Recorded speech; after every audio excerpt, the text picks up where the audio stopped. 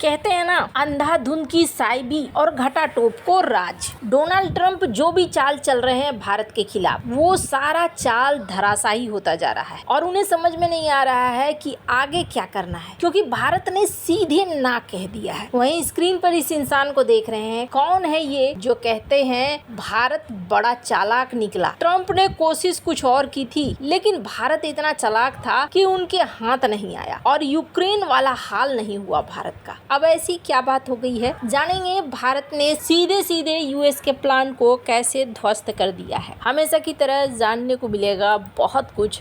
आइए जानते हैं इन खबरों को विस्तार से। अभी ताजा लॉरेंस बिश्नोई का केस आया था, जिसमें देखने को मिला कि अमेरिका ने अब ये कहा है कि हम भारत को कहेंगे कि हमें सौंप दे। वो दूर की कौड़ी है, मैंने पहले भी बताया है, उस बहुत सारे पेच है और इतना आसान नहीं होने वाला है। लेकिन ये दांव पेच और भी ज्यादा खेले जा रहे हैं। जैसे कि अदानी, जिसको थोड़ी शांति मिलने वाली थी, उसके बारे में कहा जा रहा है कि पता नहीं वो केस ड्रॉप होगा कि नहीं होगा। एग्रीमेंट की अभी तक हमने कॉपी नहीं देखी है। यानी कि अदानी जो अमेरिका के अंदर इन्वेस्टमेंट करने वाले हैं, उसको लेकर इन्होंने अब बात उठानी शुरू कर दी है कि अभी तक मुझे कॉपी नहीं दिखा है। तो फिर उस केस को हटना नहीं हटना देखने वाली बात होगी। तो यहाँ पर अभी क्या है, डोनाल्ड ट्रंप एक ऐसे इंसान रहे हैं अपने बिजनेस में भी जो सिर्फ सौदेबाजी जानते हैं और वो कोशिश करते हैं कि सौदा हर तरीके से हो सकता है। साम दाम दंड भेद किसी भी तरीके से लगाओ, सौदा हो सकता है।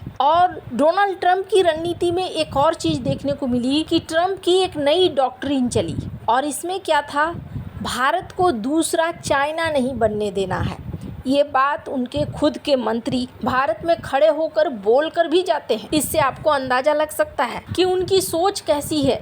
अगर आप भूल गए हो इनका चेहरा, तो ये चेहरा ध्यान से देखिए। जिन्होंने ये कहा था अपने स्पीच में कि हम भारत को अगला चाइना नहीं बनने देंगे, चाइना को हमने खूब मदद की और चाइना एक इकोनॉमिक पावर बन गया और हमारे लिए सिरदर्द बन गया। तो डोनाल्ड ट्रंप का दूसरा कार्यकाल ऐसा रहा जिसमें वो भारत के लिए सिर्फ समस्याएं खड़ी करते रहे, व्यापार के लिहाज से भी समस्या ही खड़ी करते रहे और रणनीतिक दृष्टिकोण से। अब इन सब के पीछे में आपने एक और चीज नोटिस किया, कुछ दिन पहले डोनाल्ड ट्रंप पीएम मोदी को माय फ्रेंड भारत इंडिया कर रहे थे।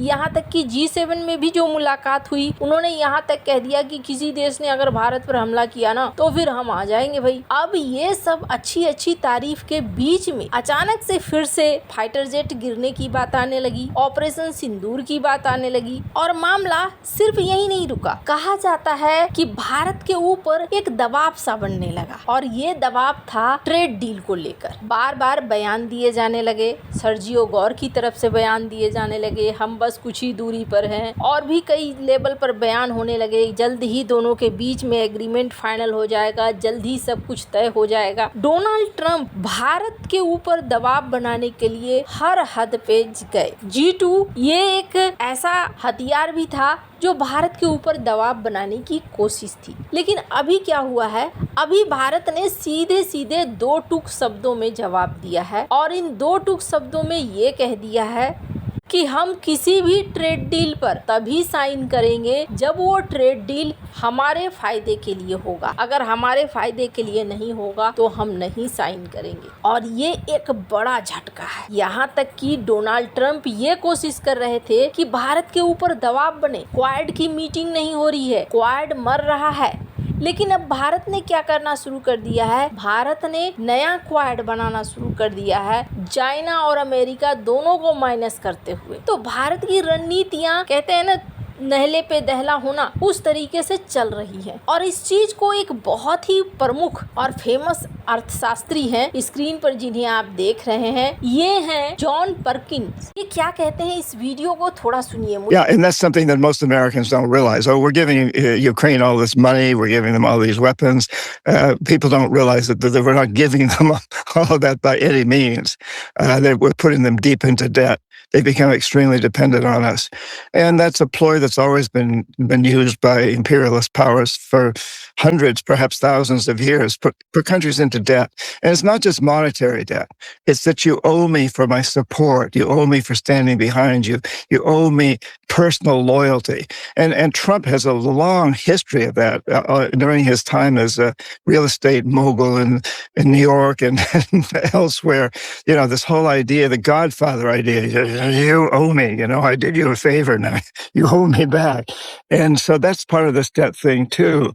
And so, Modi has pretty much avoided that, for which I think was very, very wise on his part.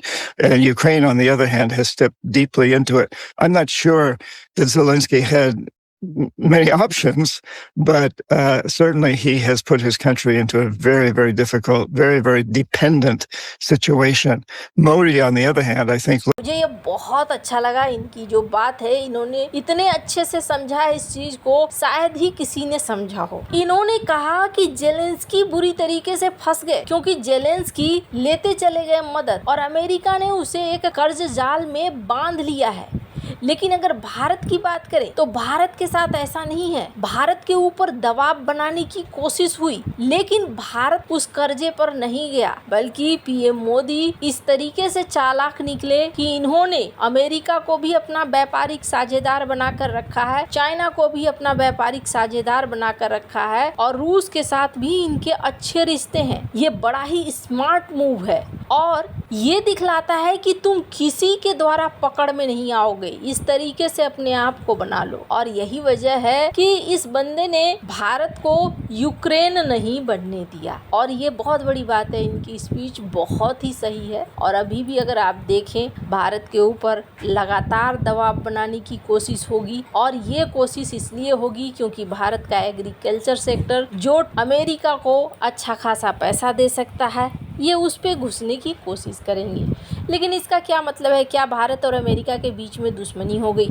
ऐसी दुश्मनी नहीं हुई है। राजनीति में ऐसा ही होता है, दाव और पेच खेले जाते हैं और सबसे अच्छी बात ये होती है कि आप उस दाव पेच का किस तरीके से जवाब देते हैं। तो भारत यहाँ बहुत अच्छे से जवाब भी दे रहा है, साथ ही ऐसा है कि अमेरिका के साथ अपने व्यापार को भी खत्म नहीं कर रहा है। $500 बिलियन का टारगेट है कि हाँ भाई, तुम्हारे साथ भी हम व्यापार करेंगे। और भारत की पोजीशन इसलिए भी अच्छी है क्योंकि 15 जुलाई से यूके के साथ फ्री ट्रेड एग्रीमेंट अब भारत का लागू हो रहा है। कई सारे देशों के साथ भारत ने अब फ्री ट्रेड एग्रीमेंट साइन कर लिया है। इसलिए डोनाल्ड ट्रंप अब मानते हैं या नहीं मानते हैं, डोनाल्ड ट्रंप के पत्ते कमजोर पड़ गए हैं व्यापार के मामले में भारत के सामने। और इतने समय में भारत लगातार अपने पोजीशन पर खड़ा है कि हम ट्रेड डील फाइनल करेंगे तो अपने शर्तों के हिसाब से करेंगे, वरना नहीं करेंगे। और ये डोनाल्ड ट्रंप जो कि खुद में एक अहंकार रखते हैं, उनकी अहंकार की पूर्ति नहीं हो पा रही है। आपको क्या लगता है, आने वाले समय में कैसे दबाव बन सकते हैं? कमेंट कर अपनी राय जरूर बताएं। जल्द मिलते हैं अगले वीडियो में नई खबर के साथ।